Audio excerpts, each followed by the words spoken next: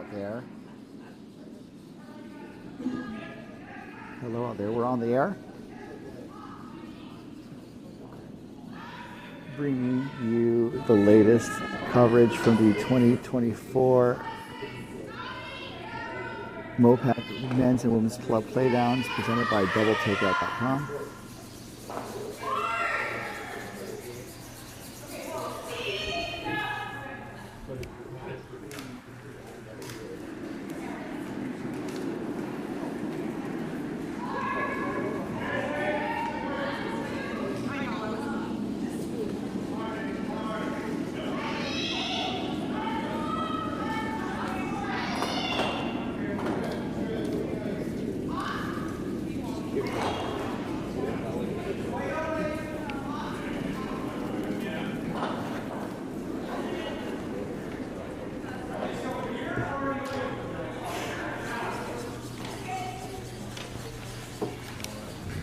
We're currently watching the first end of play.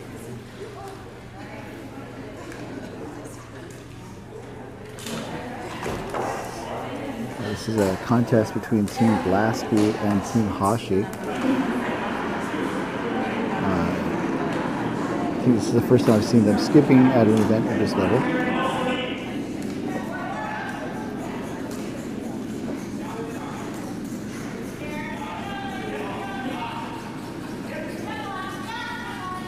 Blaske is playing with the red rocks while Hashi is playing with the yellow. Yellow is sitting shot right now as we are seeing skip stones.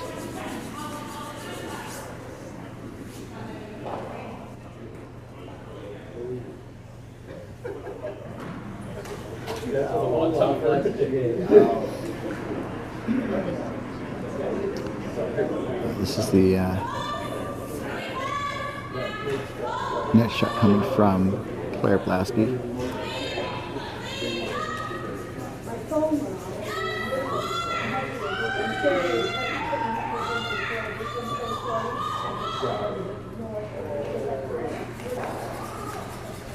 Oh, this looks pretty good. Nice shot there. I'll be right back.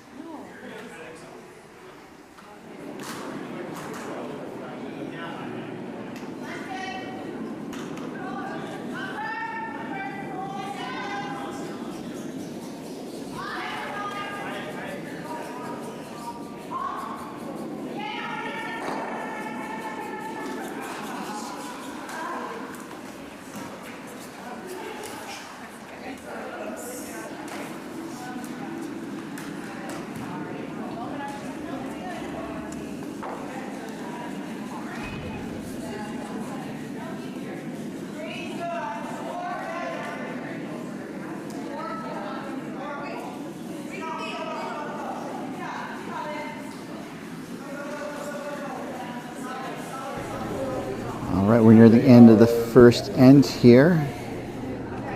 Coming to you live from the Coyotes Curling Club. Looks like Blaske is going to try and I think just draw for a third shot. This is the last. Blaske does not have the hammer, so this is the last of her skip stones, and then the Team Hashi has skip stone, the hammer coming next.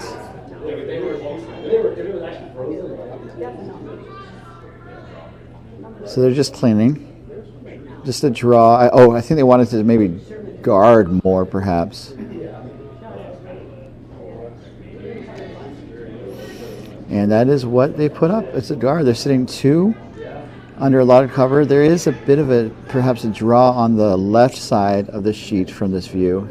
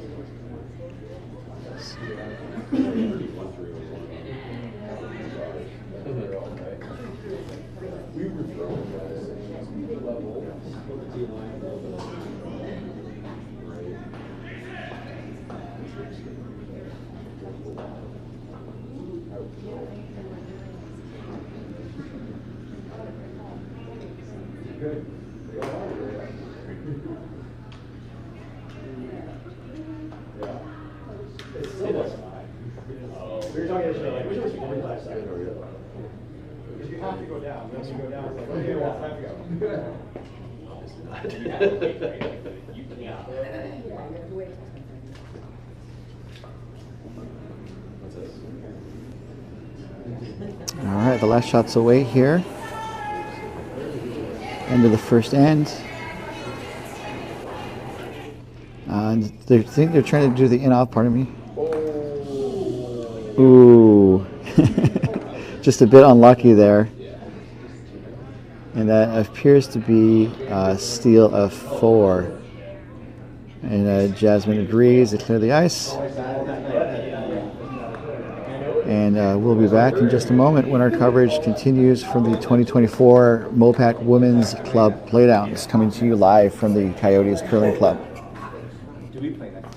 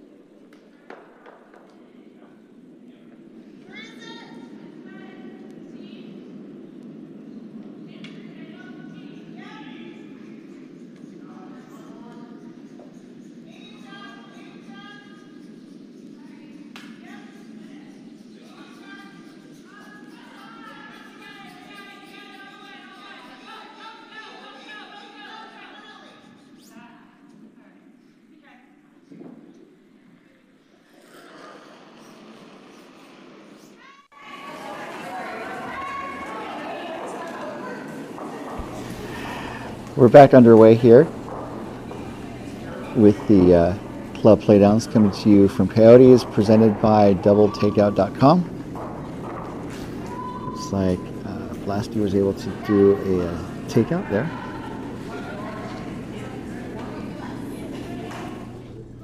Taking a look at the house, it's Blaske sitting 1 kind of open. I think the team Hashi wants to maybe just kind of try and put up a guard to try and generate some offense.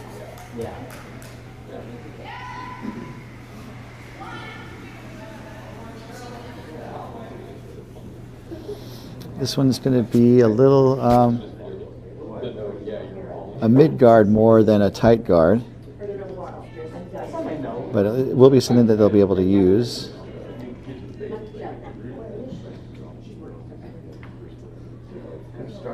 This event is following the no-tick rule, so if the rock was on the center line, an opponent can't move that off the center line until after the 5th rock to the end.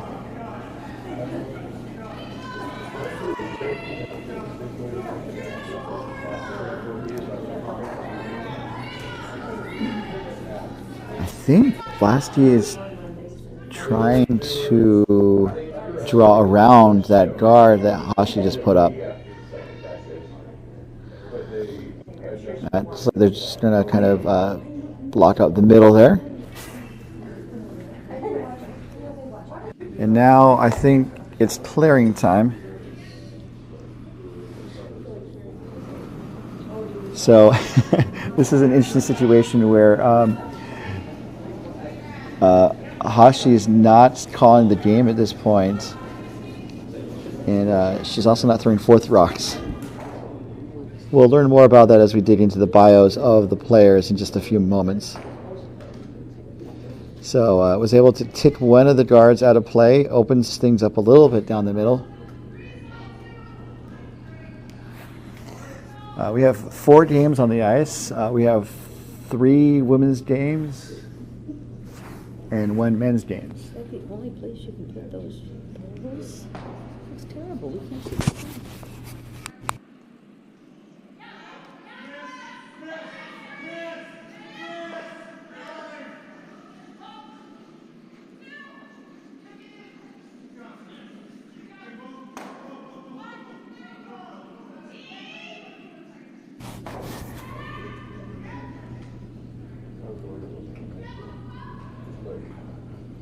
Looks like Blaske put up another guard.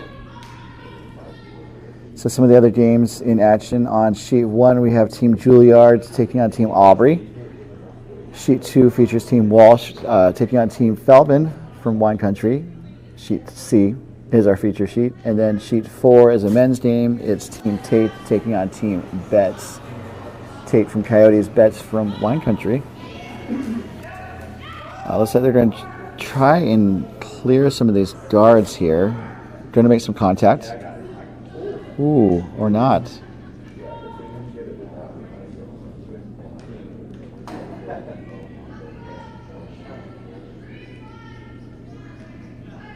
It's just a bit of a miss there.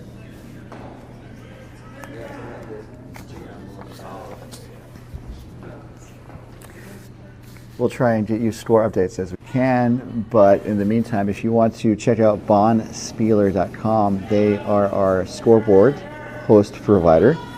You can check out live scores from all 4 sheets in play.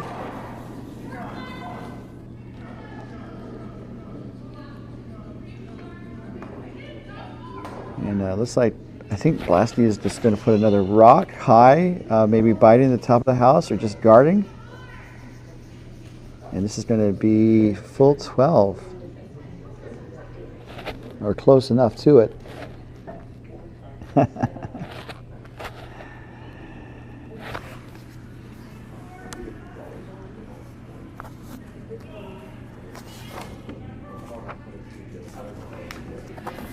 So now we have Jasmine Hashi throwing 3rd rocks here.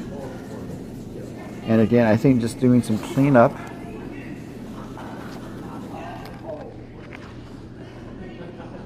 The rocks are just kind of hanging out for that team, unfortunately. And another miss, unfortunately. So Jasmine is playing Vice for this event. I will go into some of their biographical information. Some of the team members were very bummed because I will be going through their bios early in the event, and so they might not have biographical information later in the event, but we will cross that bridge when we come to it. So it looks like Blaske had the broom out wide. I think just kind of blocking that path again. Another guard. This time guarding the shot that was just thrown by the Vice for Blaske. That would be subs That's a nickname for her. And that is a good guard.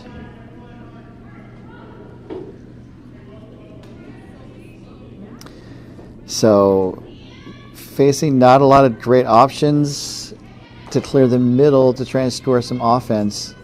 They're going to try and throw the takeout again.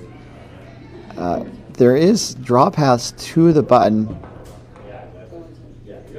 and they might be wanting to save that for the end of the end, just to hopefully score one or maybe not give up a multiple score. This one looks a lot better on target from Jasmine. You're going to get one. The guard jams on the shot in the house, so it just kind of moves things around a little bit. Blaske is still setting 2.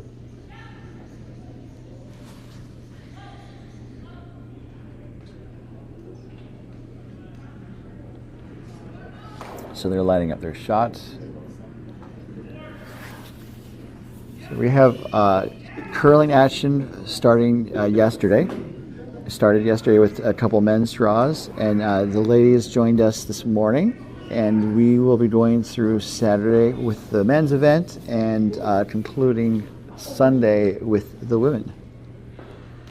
We are planning to broadcast all the games that we can on YouTube, and I hope you'll join us.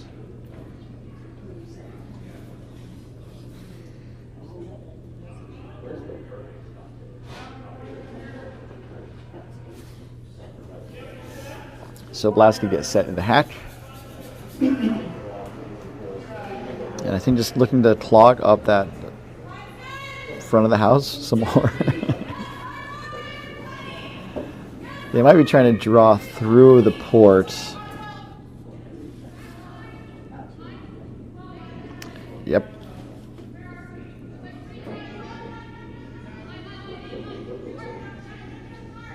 So see the port, but is it going to over curl? Looks really good.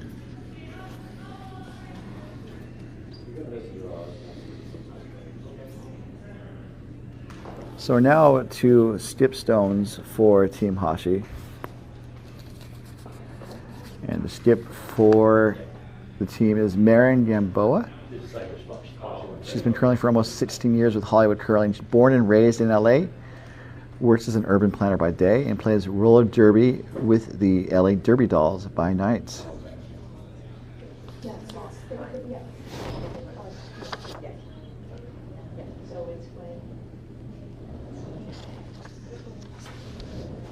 I think they're going to try and double those 2 rocks in the house.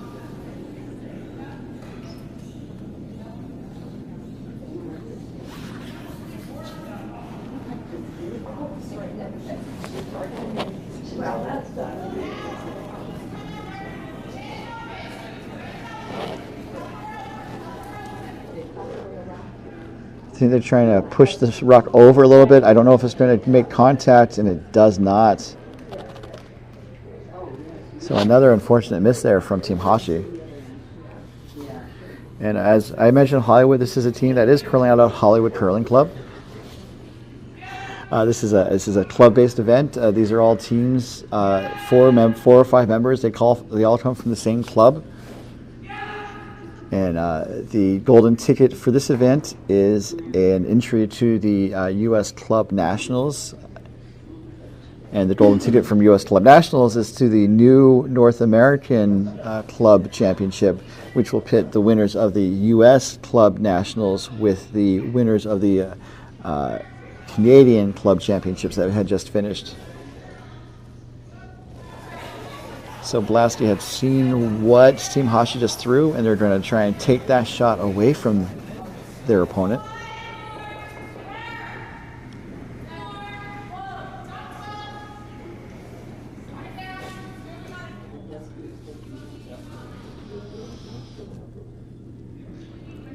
This looks like it could slip into the house, which wouldn't be bad if it stays high. And it looks like it is biting. We have overhead cameras in the warm room here, and again, it's not precise. We have maybe a Schrodinger stone there, perhaps. Is it in? Is it out? We'll just have to do an independent observation to tell for sure. I think it's in. So they're talking the shot over. Team Hashi.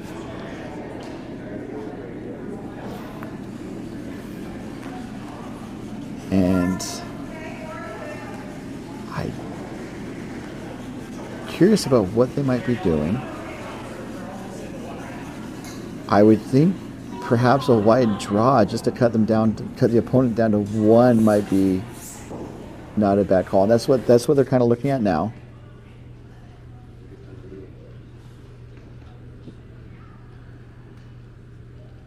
So, unfortunately, the end did not go the way that Team Hashi had wanted.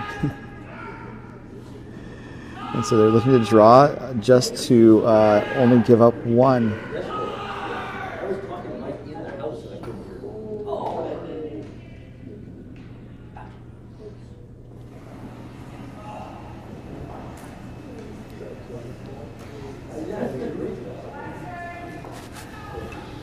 All right, this is the last stone coming from Marin Yamboa.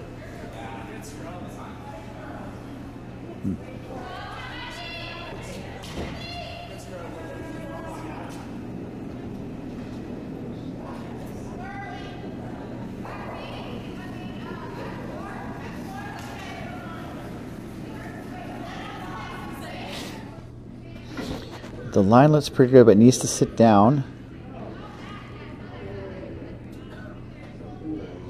And unfortunately, I think it's just going to be a little heavy. And they're going to be giving up a steal of 2 or 3. So just a rough start for Team Hashi. But there's still plenty of curling to go. And we'll find out more about it when we come back to the 2024 MoPac Mixed Playdowns.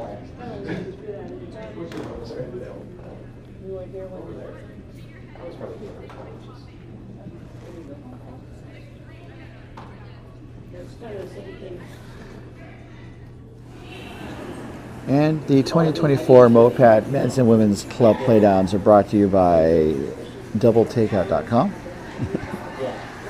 DoubleTakeout.com is a intriguing site where you can see weekly rankings of the top competitive teams from around the world.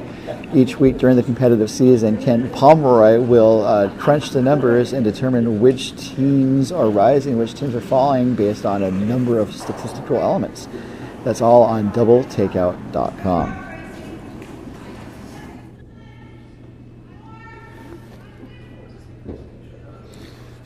Rocks in play, and we're underway here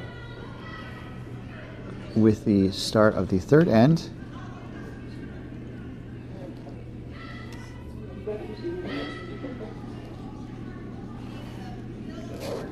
They haven't posted the score yet, but I do believe it was a steal of 3.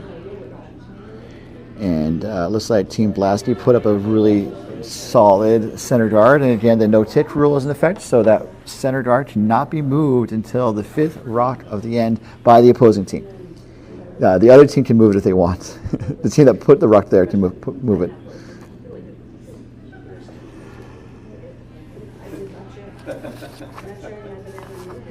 All right, the first rock from Team Hashi's lead, Veronica Huerta.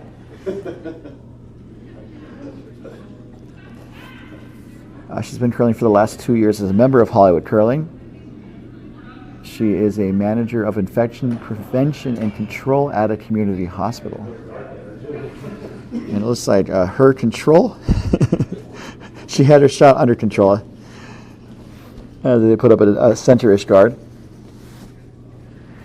This is the second stone coming from Blaske's lead. This is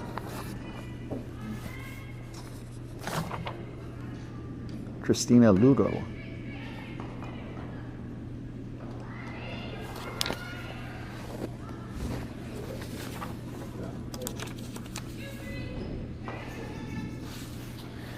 And this team is curling out of the San Francisco Bay Area Curling Club. It's a club that is one of the established clubs on the West Coast. One of the cornerstones of the West Coast curling scene. So this is Veronica's second stone.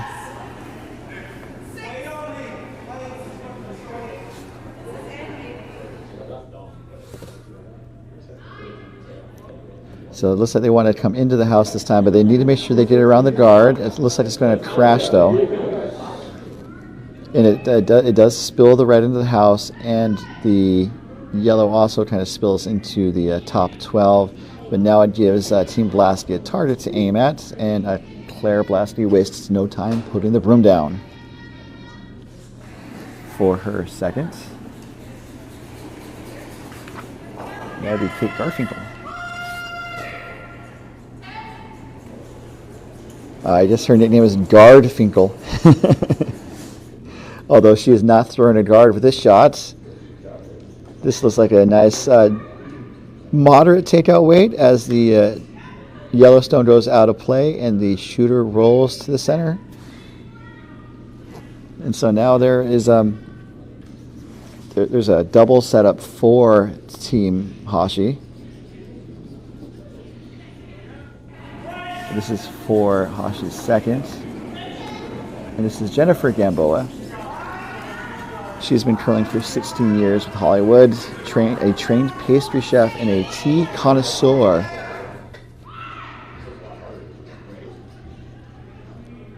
All right, so let's see if the double takeout's there. She got one, and the second red just rolls to the wings there. It's exposed. I'm also curious about the call there. I mean, a lot of times you do want to remove opponent stones, but you're also trying to, I think, kind of get back into this game. And you need rocks in play. I don't know if like drawing around all that mess in front could have done something. It would have changed things up perhaps a little bit.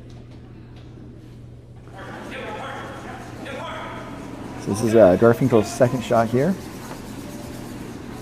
She started curling in 2007 at the Philadelphia Curling Club.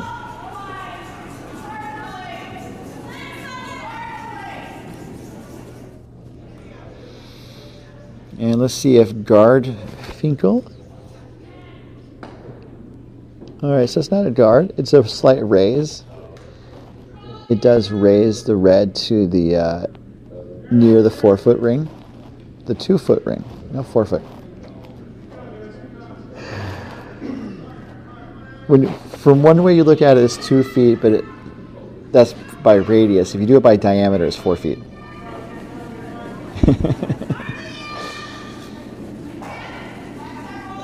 This is Gamboa's next shot.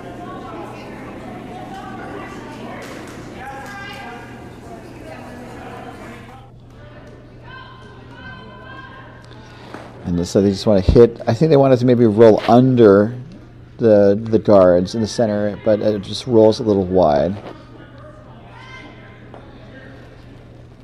And so now Blaske is just going to put the broom down, get rid of the yellow, make it really hard for Hashi to get multiple points in this end.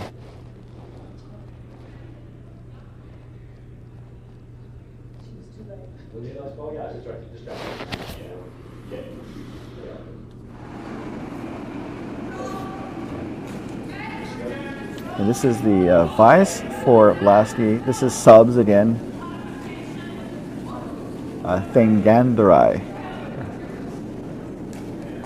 And I'll keep working on that. So the takeout is made, and the shooter rolls to the edge, the left edge of the 12-foot. And so now it looks like Gamboa is asking Jasmine to hit and roll towards the center there.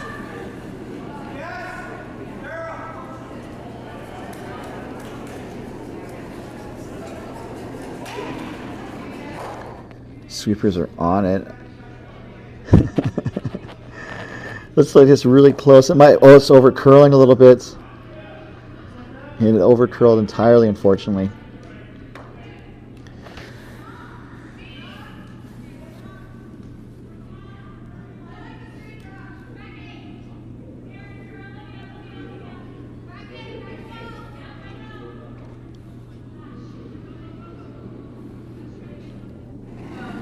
So now I believe Blaske's asking subs to maybe just kind of put up a guard.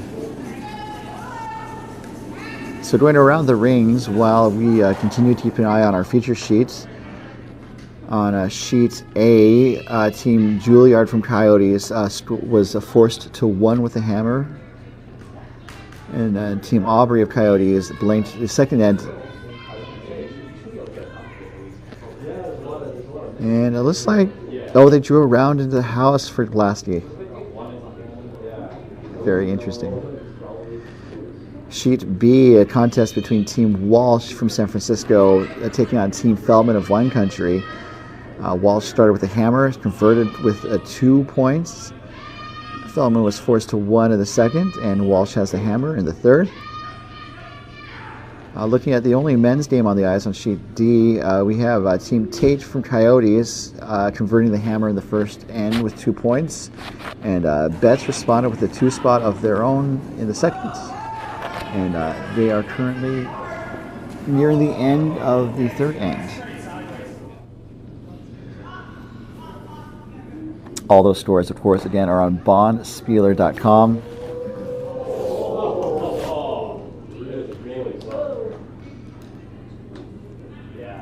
You can't spell good curling in French without the word bond from bondspieler.com. So bond curling, bondspieler.com.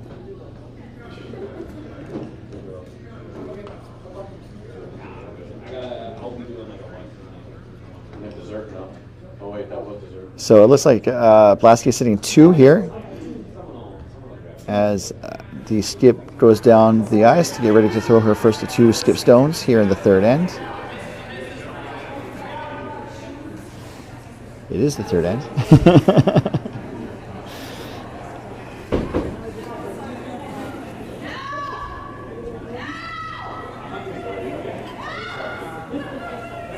I think just looking to put a tight guard, or very top of the house, the tippy top of the house. Claire Blaske,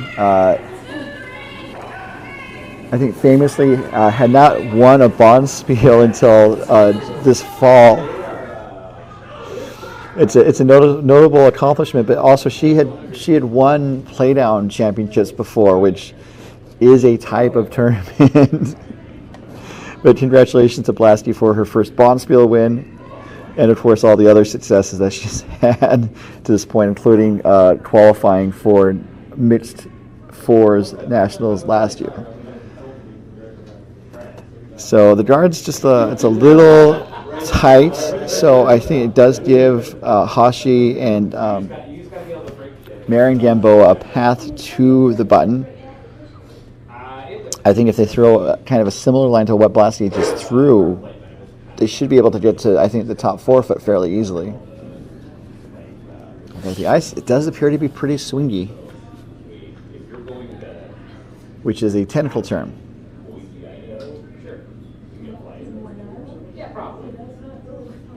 No, but if you, I mean, are you flying into Omaha like most people do, or are you flying?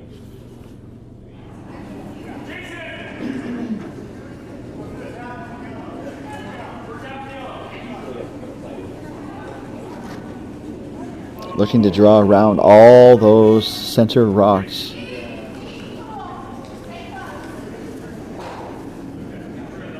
They're just keeping an eye on the rock, cleaning as it goes down the ice. Now they're jumping on it. It's over curling. Unfortunately, it's going to hit the guard. So the guard that Claire Blaske just put up did its job. The shooter rolls a little wide, so now that draw path is even harder than it was before.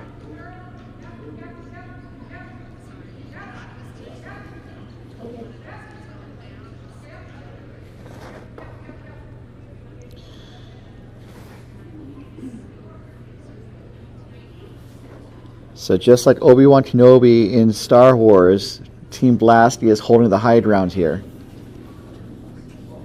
So.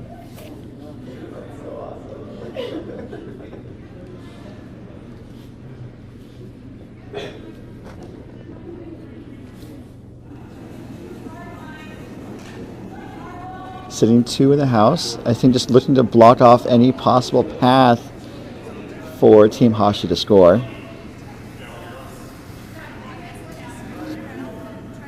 So Claire started curling in 2012 at Lansing Curling Club in Michigan. She's been rocking the ice at several arena nationals and U18 national championships. She went to Arizona State for college, curled at Coyotes while she was here, and then now she is pursuing a doctorate at Stanford and curling out of San Francisco Bay Area in Oakland.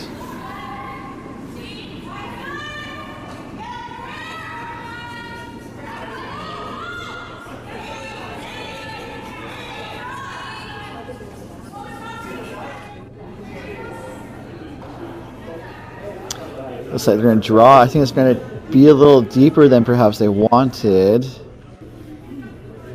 So this is going to go back to the T line. Actually, it's going to go back to the back 12. back 8, back 8. Math is hard, guys. Or numbers. It's not even math, it's just numbers.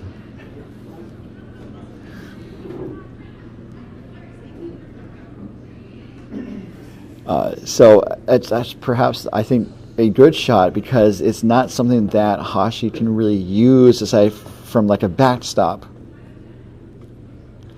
If it was up high, the opponent could use it to kind of roll in towards, hit off of it and roll in towards the center. And that's not an option. The only option is to really kind of draw around those rocks, and then they have a bit of a backstop on that red if it goes that far.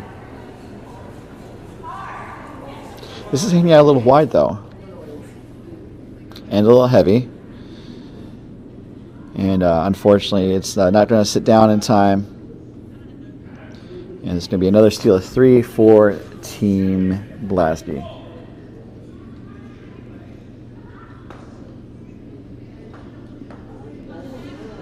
So we are playing 8 end games here. So it's still fairly early in the contest.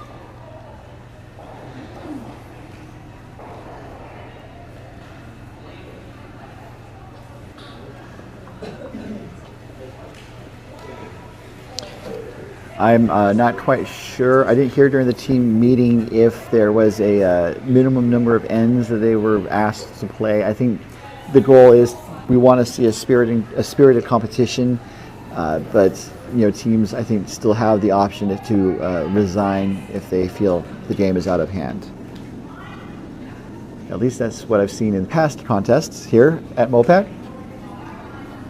But we are going to see what Team Hashi has in their back pockets as we start the 4th end here.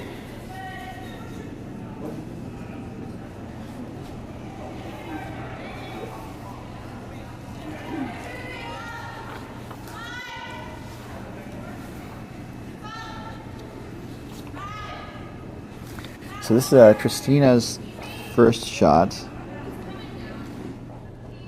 And this looks like they're just going to go into the house now, perhaps? Which is not a bad strategy for a team that has a sizable score advantage.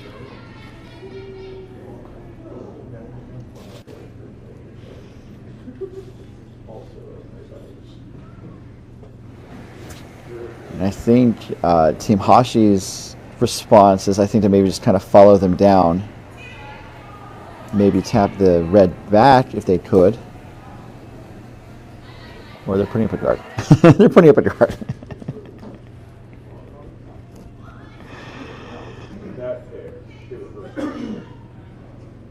Let's come back. So the warm room crowd indicated that the rock may be picked, perhaps, which I think indicated based on the rock kind of going topsy-turvy as it slid down the ice. These games are also timed. As you see some of the shots, you'll see some digital clocks in the background. Teams have a total amount of time to get their shots started. Once the shot is underway, they stop the clock. If they run out of time, I'm pretty sure they lose the game.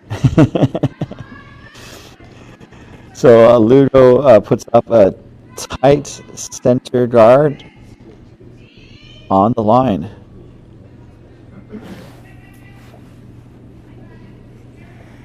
So Christina has started curling since 2014 out of San Francisco. She's a phenomenal volunteer, an active member of the club, but she's also a fierce competitor.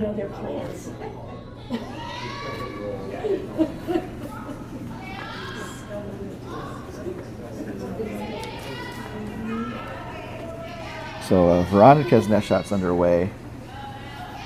In her free time, she grows food, composts, knits, and is active in community engagement and outreach as well as local politics. So that does hit the center line guard.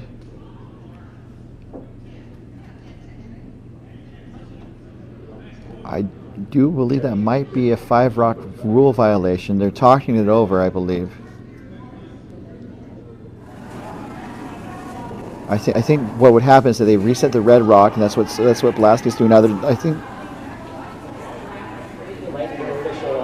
I think they're asking for an ice official to go out on the ice.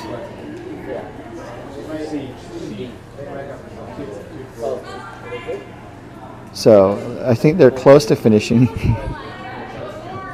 The head ice official is going out on the ice just to, I think, confer to make sure everything's okay. But because Team Hashi dislodged the Blaske stone off the center line before the 5th rock of the end, it's a violation, and so the offending rock is removed and the guard is put back in place, and that's what they're doing right now. I think one of the teams knew what was supposed to happen. It was the other team that was. Sean helped him out. So as they noted in the warm room, the crisis is averted. And that's curling. Like this is the level of crisis that we're pretty happy with in curling. There have been some other crises and controversies. People still talk about things that happened 7 years ago. That deals with brooms and the fabric that's used. So Blaske hit their red rock, but it's their stone, so they can do whatever they want with it.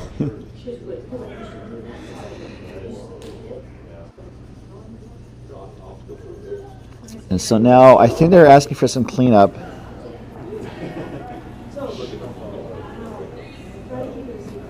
And this is the first rock coming from Jennifer Gamboa.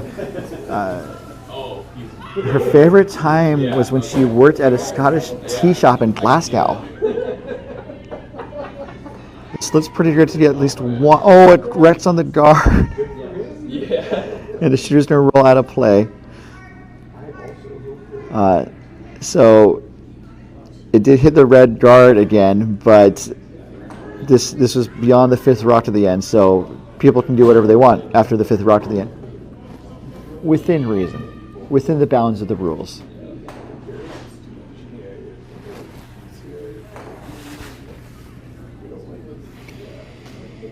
So I think right now, just based on where Claire Blaske has the broom, they're going to clear the yellow guard and just kind of keep an open house, really reduce any opportunity for Team Hashi to score here.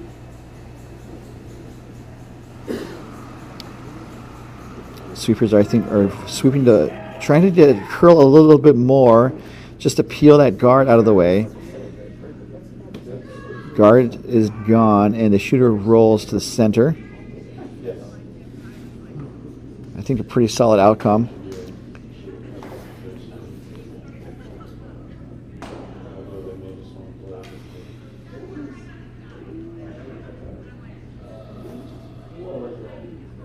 So Team Hashi needs rocks in play.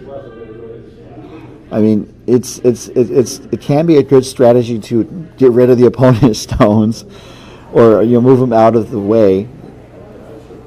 But they need yellow rocks in play, and they need the yellow rocks to stick around.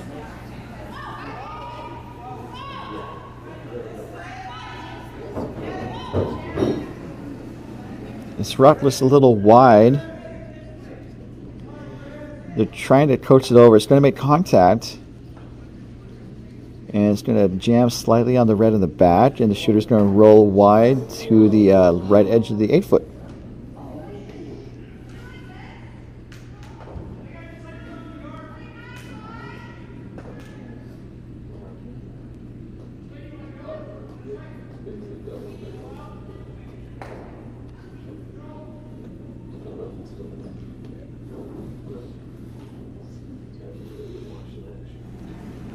So this is Sub's first throw, I believe.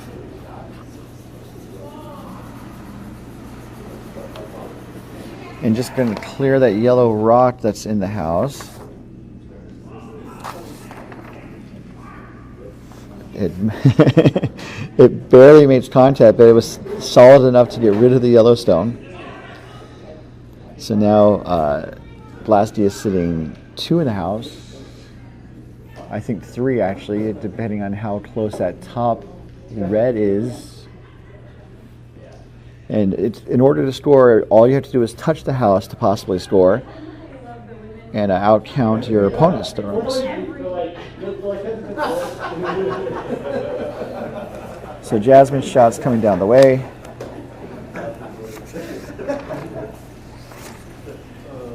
Jasmine started curling in 2014 at Seattle's Granite Curling. She's from Houston, but is also called Indianapolis and New York City home before moving to the West Coast. This is going to be a little heavy. It's going to go through the house and out of play.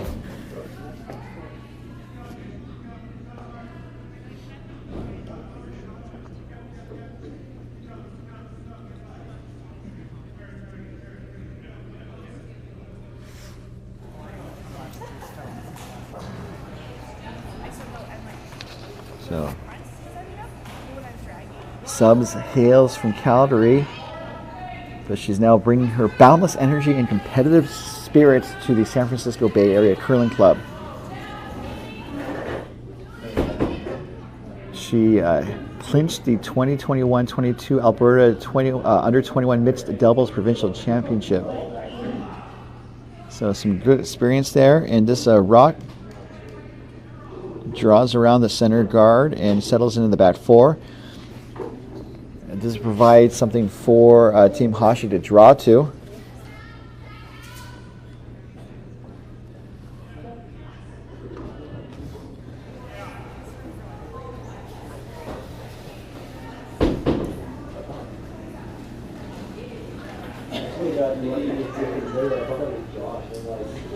Looking for draw weight. It looks maybe a little light, and it is over curling. It's trying to hit the guard.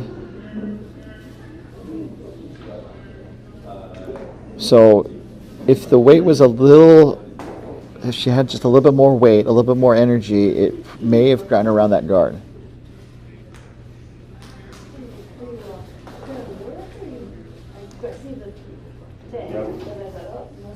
Yep. I had one here.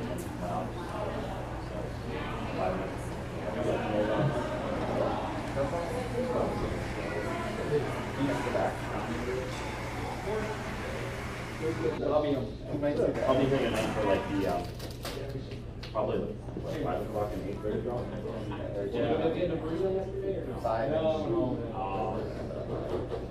We have us later for those. It's from just you here, right? Okay. So it looks like just after some conversation, they have the broom down. I think they're going to put a rock, kind of a tight guard or top of the house, just to make it, just to block off that draw path that Team Hashi just tried to utilize.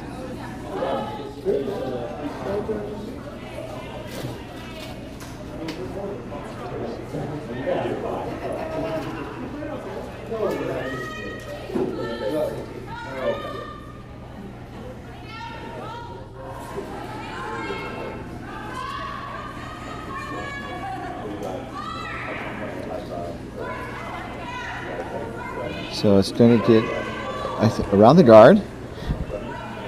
It's going to settle in the top of the house. I think the top 8, top 4. Solid 8.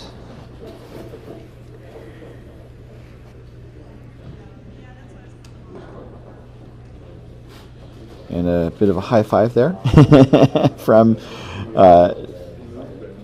Blaske and subs. So again, the options narrow for Team Hashi.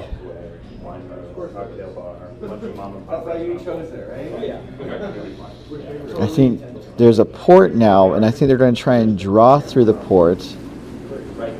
You can kind of see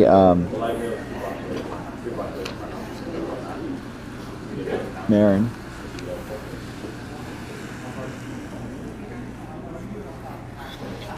She was kind of sliding where the rock is probably going to go. And just kind of draw down with a little, probably hack weight, maybe a little bit more, just sit right on top of that red that's in the house on the center there.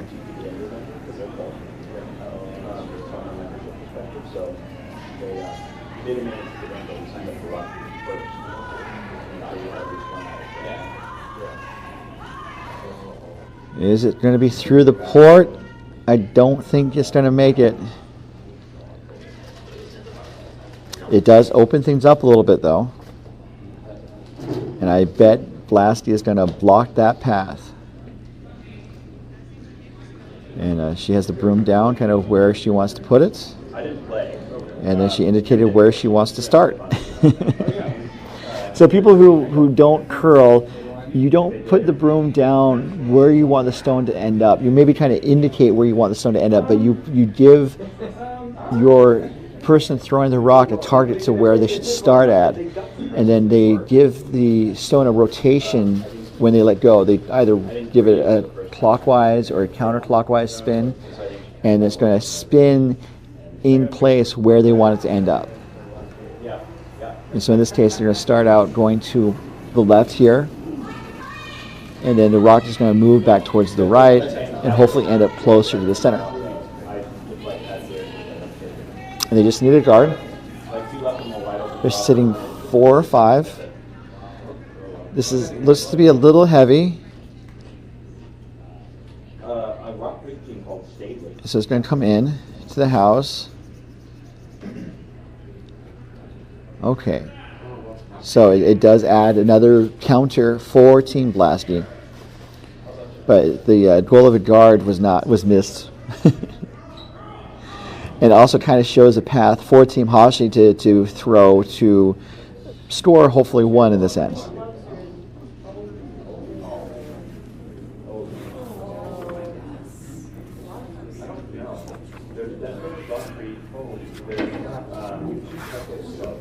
So Marin Gamboa has been curling since 2008 with Hollywood. She made one appearance at Club Nationals, competed at Arena Nationals twice, and appeared at the Pacific International Cup twice. This one looks pretty good. It needs to curl maybe just a little bit more, so they're trying to push it over. And it needs to sit down. It does roll a little bit. It rolls a little wide. So it's going to be another steal of 1, but it does cut the damage down. And at this point, one of the nice things about curling is that there's a halftime. And so we are now at the halftime. We have looks like handshakes. And so that is going to be all for these two teams.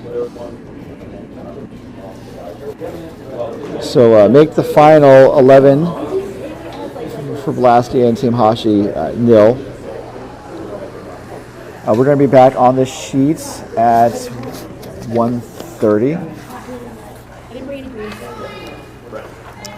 At 1:30, we're going to see Team Palmer at the Utah Oval Curling Club, or just Oval Curling, taking on Team Horsemen from Coyotes.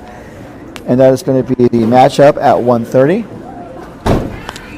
We're going to go around the range in just a moment to kind of give you a score update, and then we're going to sign off for this one, although in future draws I hope to give you expanded coverage when I can. So let's go around the range in just a moment.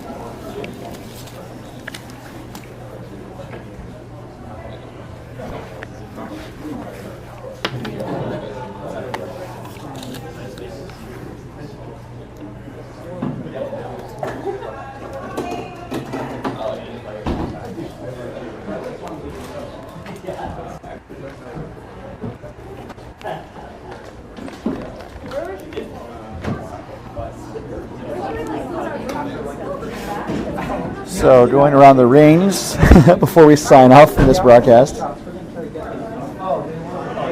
It looks like I'm going to get my phone out and go to bonspieler.com. That's what you guys should do too if you want live scores from all the action from the 2024 men's and women's club playdowns. Just visit bonspieler.com.